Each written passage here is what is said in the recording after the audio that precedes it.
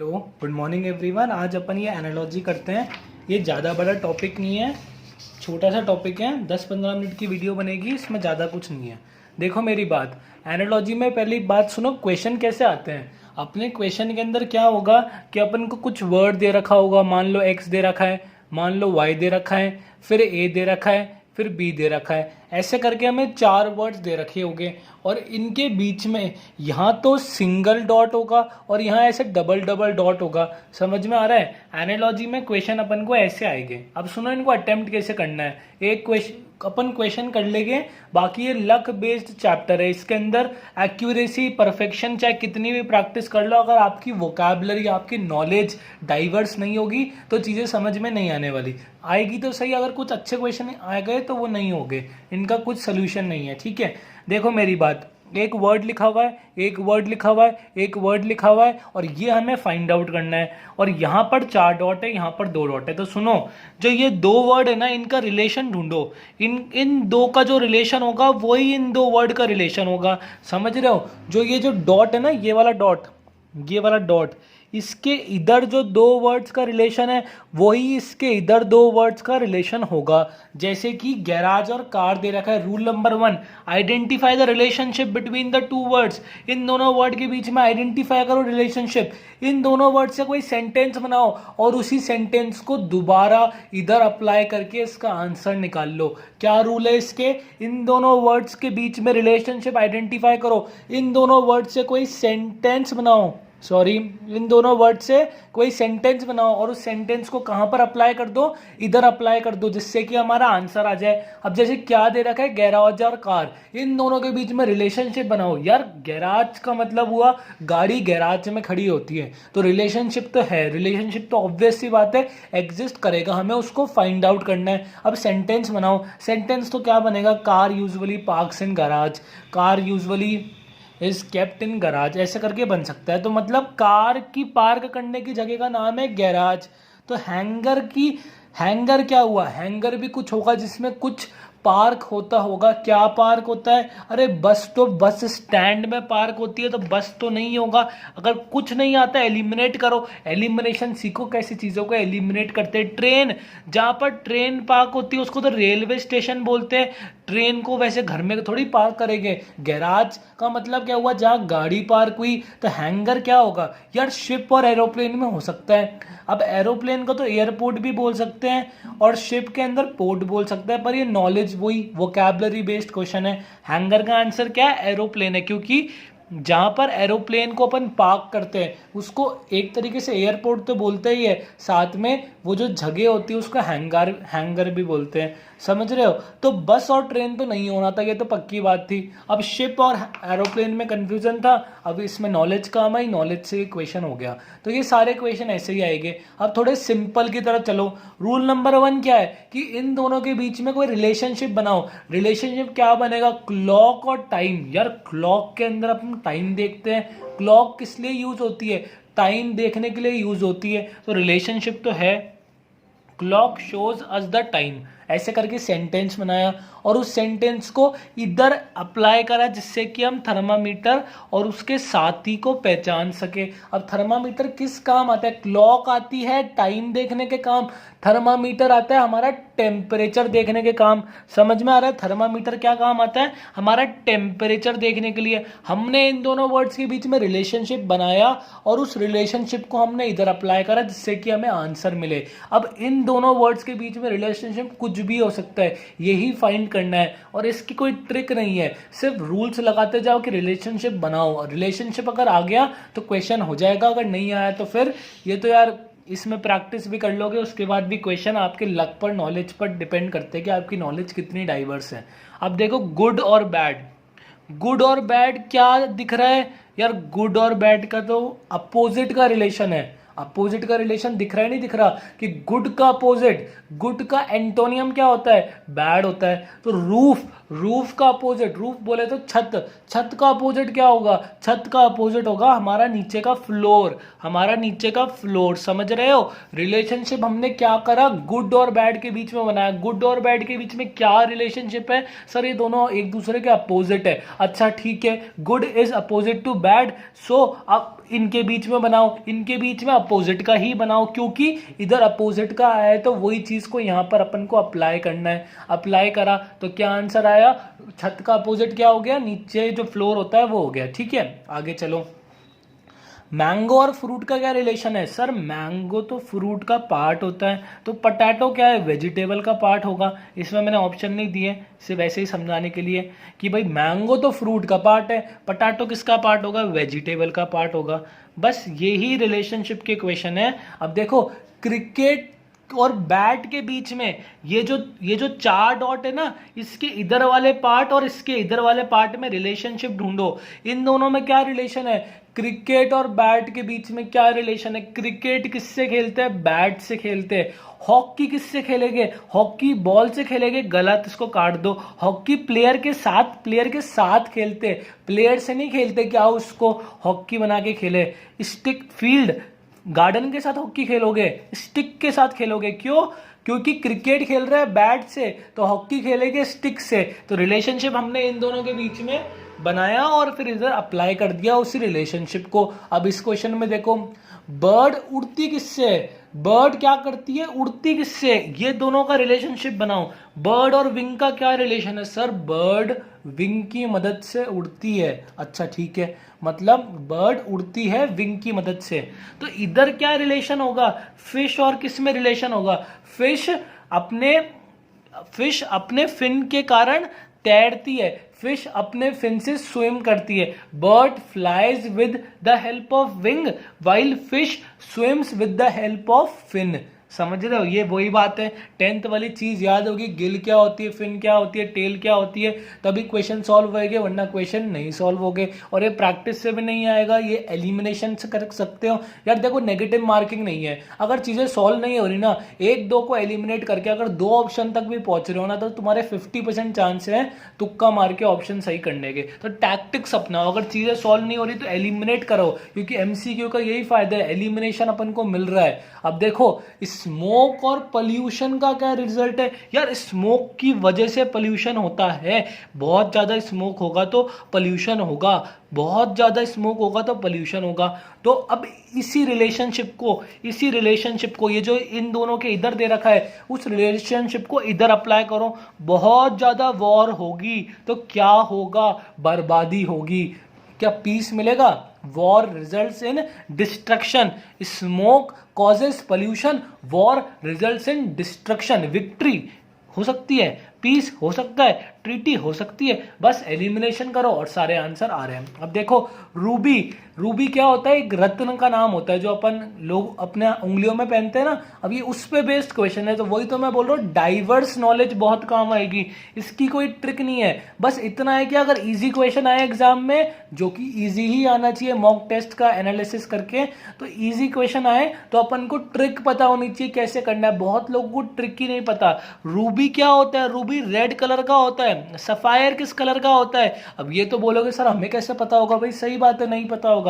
Sapphire का मतलब होता है नीलम, और नीलम होता है ब्लू कलर का स्टोन होता है, एस्ट्रोलॉजी के अंदर यूज होता है, बहुत लोग अपने हाथ में पहनते हैं इस स्टोन को। आगे चलो, इस क्वेश्चन में देखो क्या है, सेफ एंड सिक्योर, इसके बाद अपन मॉड्यूल भी कर लेंगे। सेफ एंड सिक्योर क्या चीज है, ये दोनों एक दूसरे के सिनोनियम है। सिनोनियम का मतलब क्या होता है, they both have a same meaning. Antonym का मतलब क्या होता है, दोनों अपोजिट है, ये सिनोनियम है। सेव और सिक्योर का मतलब एक होता है। तो प्रोटेक्ट का सिनोनियम क्या होगा, प्रोटेक्ट का मतलब किसी को प्रोटेक्शन देना, प्रोटेक्शन का मतलब कंजर्व होगा, नहीं होगा, श्योर होगा, नहीं होगा, लॉक होगा, नहीं होगा, गार्ड होगा। गार्ड का मतलब क्या होता है, किसी को गार्ड करना, किसी चीज, जैसे सिक्योरिटी गार्ड क्या करता है, एटीएम को गार्ड करता है, ज्वेलरी शॉप को गार्ड करता है, तो वो क्या कर रहा है, प्रोटेक्ट कर रहा है। तो प्रोटेक्ट का सिनोनियम क्या हो गया, गार्ड हो गया। बस ये क्वेश्चन और कर ले, फिर अपन मॉड्यूल को भी देख लेंगे। इसमें ज़्यादा कुछ नहीं है, इसमें मेरे को आपको ट्रिक बतानी थी जो मैंने बता दिया और कुछ क्वेश्चन सॉल्व करा दिए। बाकी मैं आपको प्रैक्टिस शीट्स दे दूंगा अपने सेटिस्फेक्शन के लिए, उसको सॉल्व कर लेना क्योंकि हमारे पास बहुत टाइम है। चेयर का मतलब होता है बहुत सारे, देखो चेयर किस के अंदर आता है, फर्नीचर के अंदर आता है। चेयर किस में आता है, फर्नीचर के अंदर आता है।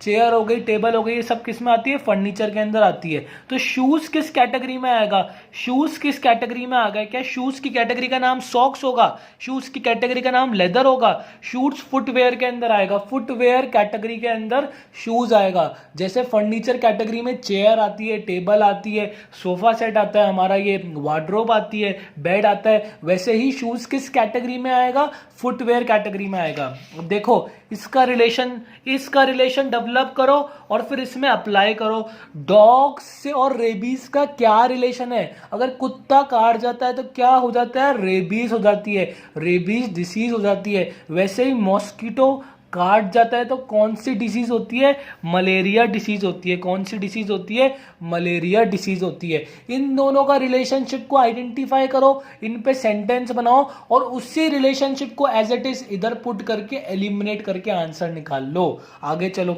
एनमेसिया क्वेश्चन में दे रखा है, ये भूलने की बीमारी, मेमोरी से रिलेटेड बीमारी होती है, उसका नाम क्या है, एनमेसिया। तो पैरालिसिस से रिलेटेड बीमारी का नाम क्या होगा। तो देखो पैरालिसिस से क्या होता है, पैरालिसिस का मतलब क्या हुआ, कोई बॉडी पार्ट में मूवमेंट खत्म हो गया, किसी भी बॉडी पार्ट में हो सकता है। ये किससे रिलेशन है, इसका मूवमेंट से रिलेशन है। उस बॉडी पार्ट में मूवमेंट खत्म हो जाता है, उसको बोलते हैं पैरालिसिस। तो रिलेशनशिप बनाया, इसका सेंटेंस बनाया और उसको इधर एज इट इज अप्लाई कर दिया, और हमें कुछ नहीं आता तो हमने एलिमिनेशन करा। राजस्थान का चीफ मिनिस्टर कौन है, अशोक गहलोत। ये राजस्थान और अशोक का क्या रिलेशन है, चीफ मिनिस्टरशिप का रिलेशन है। तो इसका मतलब क्या हुआ, दिल्ली का चीफ मिनिस्टर कौन हुआ, दिल्ली का चीफ मिनिस्टर कौन है, नॉलेज बेस्ड क्वेश्चन, मोदी है, नहीं है, अमित शाह है। होम मिनिस्टर बताओ इंडिया का कौन है, अमित शाह है। तो Arvind Kejriwal is the CM of Delhi as Ashok Gehlot is CM of Rajasthan. So what's the technique of this type of question, first we need to separate. ये जो 4 डॉट है इसके अंदर सेपरेट करो, ये वाला पार्ट अलग है, ये वाला पार्ट अलग है। इन 2 पार्ट के अंदर हमें रिलेशनशिप बनाओ, कुछ सेंटेंस बनाओ, एंटोनियम होगा, सिनोनियम होगा, अपोजिट होगा, सेम होगा, उसके अंदर होगा, कुछ ना कुछ डिनोट करता होगा, और उसके बाद उस रिलेशनशिप को इधर अप्लाई कर दो। ये हमारे प्रैक्टिस क्वेश्चन हो गए। अब मॉड्यूल भी कर लेते हैं। मॉड्यूल में देखो वही चीज दे रखी है, अगर टेम्परेचर के लिए थर्मामीटर यूज होता है तो ब्लड प्रेशर नापने के लिए बीपी मशीन यूज होती है। ठीक है, ये सारी चीजें दे रखी है। अब देखो नीचे से चालू, ये इलस्ट्रेशन से चालू करो, इन दोनों में इस डॉट के इधर रिलेशनशिप बनाओ। मुंबई और महाराष्ट्र में क्या रिलेशन है सर, कैपिटल का रिलेशन है। महाराष्ट्र की कैपिटल क्या है, मुंबई। तो अहमदाबाद और इसमें क्या रिलेशन होगा, यूपी की कैपिटल तो कुछ और है, गुजरात की कैपिटल है, गुजरात की कैपिटल कौन है, अहमदाबाद है। तो इसमें कैपिटल का रिलेशनशिप था, हमने चीफ मिनिस्टरशिप का रिलेशन देखा, हमने कैपिटल का रिलेशन देखा। अब देखो बस रिलेशनशिप डेवलप करना है। कभी कभार ऐसे क्वेश्चन होंगे जो समझ में नहीं आएंगे, इसमें अपन कुछ नहीं कर सकते यार, ये एकदम वोकैब बेस्ड क्वेश्चन है। पर इतना है कि कुछ क्वेश्चन बहुत इजी आते हैं, जैसे क्लॉक टाइम बताता है, थर्मामीटर टेम्परेचर बताता है, ये क्वेश्चन अपन कर चुके हैं। ठीक है, अभी अपन और भी कर लेते हैं। देखो सैटेलाइट, मून और सैटेलाइट में क्या रिलेशन है, मून को हम नेचुरल सैटेलाइट बोलते हैं। 10th के पहले अपन ने बचपन में पढ़ा है, मून को हम क्या बोलते हैं, नेचुरल सैटेलाइट। क्यों बोलते हैं, क्योंकि वो ऐसी सेरेस्ट्रियल बॉडी है जो अर्थ के सराउंड रिवॉल्व करती है। तो मून को क्या बोलते हैं, सैटेलाइट बोलते हैं। वैसे ही अर्थ को क्या बोलेंगे, अर्थ को एस्टेरॉइड बोलेंगे। एस्टेरॉइड का मतलब पता है, जो कि दिन रात अनवांटेड ऑब्जेक्ट्स आते रहते हैं, वो होते हैं एस्टेरॉइड्स। प्लैनेट बोलेंगे, हाँ प्लैनेट बोलेंगे। सन बोलेंगे। देखो मान लो मेरे को इनका रिलेशनशिप नहीं पता, मेरे को इतना पता है अर्थ को सोलर सिस्टम नहीं बोलेंगे, सन भी नहीं बोलेंगे, एस्टेरॉइड भी नहीं बोलेंगे, बोलेंगे तो प्लैनेट बोलेंगे। वैसे मून को क्या बोलते हैं, सैटेलाइट, नेचुरल सैटेलाइट, अर्थ की नेचुरल सैटेलाइट। वैसे ही अर्थ को क्या बोलेंगे, अर्थ एक प्लैनेट है। बस ऐसे ही चीजों को करके रिलेशनशिप निकालना है। डॉक्टर और नर्स में क्या रिलेशन है, सोचो सोचो सोचो। डॉक्टर और नर्स में क्या रिलेशन है, डॉक्टर और नर्स में क्या रिलेशन है, सोचो। डॉक्टर जो बोलता है नर्स वो काम करती है, डॉक्टर जो बोलता है नर्स वो काम करती है। वैसे ही लीडर जो बोलता है उसका फॉलोअर वही काम करता है, लीडर जो बोलता है उसका फॉलोअर वही काम करता है। जो लीडर ने बोला उसके जो भक्त लोग हैं वो ही करते हैं, जो मोदी जी ने बोला वो ही पूरी बीजेपी पार्टी करती है, जैसे कि जो डॉक्टर ने बोला वो नर्स करती है। तो इसका रिलेशनशिप ऐसे अपन ने निकाला। अब आगे चलो, नॉलेज और इग्नोरेंस। नॉलेज और इग्नोरेंस में क्या मतलब है, ये एक दूसरे के अपोजिट है। नॉलेज, कोई नॉलेज ले रहा है, कोई इग्नोर मार रहा है, तो ये क्या है, अपोजिट रिलेशनशिप है। तो इन चारों में से किसका रिलेशनशिप अपोजिट है, ये देखो, इन चारों में से किसका, क्योर और हेल्थ। यार क्योर और हेल्थ का तो कोई रिलेशन ही नहीं है। क्या रिलेशन है, हेल्थ किसी की खराब होती है किसी की सही होती है, तो कोई रिलेशन नहीं है। कंसील और हाइड तो सेम है। हमें क्या निकालना है, हमें अपोजिट निकालना है, हमें सेम नहीं निकालना, अपोजिट। ब्रीथ और सफोकेशन, हाँ यार मेरे को सांस आ रही है, मेरे को घुटन हो रही है, तो ये क्या है, ये अपोजिट है। ये क्या है, एंटोनियम है। कंस्ट्रक्शन और वॉर ना, कोई रिलेशन नहीं है। ब्रीथ और सफोकेशन हमारा आंसर हो गया। बस इसको ऐसे ही करना है। साउंड और मफल्ड, देखो ये मेरे को भी नहीं आता था, मैंने नेट पे सर्च करा। साउंड मफल्ड क्या होता है, जब साउंड ढंग से नहीं आती उसको बोलते हैं मफल्ड। मतलब साउंड तो आ रही है, साउंड का मतलब तो हो गया सब सही है, और मफल्ड का मतलब होता है कि साउंड कम आ गई। तो कोई चीज़ बड़ी है और फिर छोटी हो रही है, इसका मतलब क्या है। कलर का मतलब क्या हुआ, कलर अपन को रेड दिख रहा है, और फेडेड का मतलब क्या होता है, कलर अपन को फेडेड दिख रहा है, मतलब फीका। इसकी टी शर्ट का रंग उड़ गया, रंग उड़ गया मतलब पहले तो था डार्क ब्लू, अब हो गया लाइट ब्लू। पहले साउंड आ रही थी, मफल्ड का मतलब बहुत कम साउंड आ रही है। पहले कलर था, अब कलर क्या हो रहा है, बहुत कम दिख रहा है। तो इसका तो कोई इतना जस्टिफाइबल वो नहीं है, पर ये मैंने भी देखा था, मैं एक्सेप्ट कर रहा हूँ ये चीज़, क्योंकि ये मेरे को भी नहीं आया था साउंड और मफल्ड, क्योंकि मेरे को मफल्ड का मीनिंग नहीं पता था। पर मफल्ड का मीनिंग क्या होता है, साउंड की डेंसिटी कम हो जाना। साउंड आ रही है, साउंड मफल्ड मतलब साउंड रुक गई, किसी कारण से रुक गई, कनेक्शन की वजह से उसकी डेंसिटी कम हो गई। कलर पहले सही था, अब कलर फेडेड हो गया, अब कलर फेडेड हो गया। तो यही चीज़ें इसमें लिखी है। अब आगे देखो, अब देखो आगे चलो, ये अपन ने देखो रिलेशनशिप ढूंढ रहे, तो इसके साथ ही ये कोई सेपरेट टॉपिक नहीं है। लॉजिकल ऑर्डर ये रिलेशनशिप को आइडेंटिफाई करने का ही बताता है कि कैसे करते हैं। अब देखो मेरी बात, इनमें रिलेशनशिप बताओ, तुम्हें ये क्वेश्चन दे देगा एल्बो, रिस्ट, शोल्डर, पाम और फिंगर, इनका क्या रिलेशन है। जो रिलेशन है उनको टिक कर दो। अब देखो टू से चालू करते हैं, टू बोले तो रिस्ट है, फिर पाम है। यार पता रिलेशनशिप क्या है, साफ साफ दिख रहा है। फिंगर आती है, फिंगर के बाद हमारा, एक मिनट रुको, फिंगर आती है, फिंगर के बाद पाम होता है, पाम के बाद हमें रिस्ट बोलते हैं, रिस्ट के बाद हमारी एल्बो आती है, और फिर शोल्डर आता है। मतलब यहाँ से चीज़ें ऊपर जा रही है, पहले फिंगर, फिर पाम, फिर रिस्ट, फिर हमारा ये एल्बो, और फिर शोल्डर। तो इसमें रिलेशनशिप क्या हुआ, बी। जैसे 5-4, देखो 5 का क्या है, 5 का मतलब फिंगर, 4 का मतलब पाम, 2 का मतलब रिस्ट, 1 का मतलब एल्बो, और 3 का मतलब शोल्डर। मतलब चीज़ें फिंगर से लेके अपने हाथ के ऊपर तक जा रही हैं। तो ये इसका रिलेशनशिप है। सिर्फ लॉजिकल ऑर्डर कुछ अलग टॉपिक नहीं है, एनालॉजी का ही पार्ट है एक तरीके से। हाँ देखो ना, एनालॉजी का ही पार्ट है, बिल्कुल एनालॉजी का पार्ट है। अब ये देखो, ये देखो, अपॉइंटमेंट किसके कारण होता है, तुम्हारी अगर एलिजिबिलिटी होगी, तुम एलिजिबल होगे, तुम किसी जॉब के लिए एलिजिबल होगे, तो तुम्हारा अपॉइंटमेंट हो जाएगा, अपॉइंटमेंट हो जाएगा। तो इसका ये क्या चीज़ है, इसका रिलेशनशिप बताओ। देखो ट्रांसफर और पनिशमेंट, इसका रिलेशनशिप क्या है। अगर तुम एलिजिबल होगे तो तुम अपॉइंट हो जाओगे, अगर तुम एलिजिबल होगे तो तुम अपॉइंट हो जाओगे, अगर तुम यूपीएससी पास करोगे तो तुम आईएएस अपॉइंट हो जाओगे, अगर तुम पनिशमेंट करोगे तो ट्रांसफर हो जाएंगे। तो तुम धमकी दे रहे हो, कई लोग तो ऐसे होता है बिना कुछ ट्रांसफर ऐसे ही हो जाते हैं बिना किसी पनिशमेंट। पनिशमेंट थोड़ी होती है ट्रांसफर, ट्रांसफर तो हमारा रेगुलर प्रोसीजर होता है। मनी और बिजनेस, अगर तुम मनी कमाओगे तो बिजनेस करोगे, कुछ भी ना ना ना। प्रमोशन और मेरिट, अगर देखो अपॉइंटमेंट से रिलेटेड चीज कौन सी है, प्रमोशन ही है। अगर तुम्हारी मेरिट आएगी, अगर तुम सारी चीजों में अच्छे होगे तो तुम्हारा प्रमोशन हो जाएगा। अगर तुम्हारी मेरिट होगी तो तुम्हारा प्रमोशन हो जाएगा। अगर तुम्हारा एलिजिबिलिटी होगी तो तुम्हारा अपॉइंटमेंट हो जाएगा।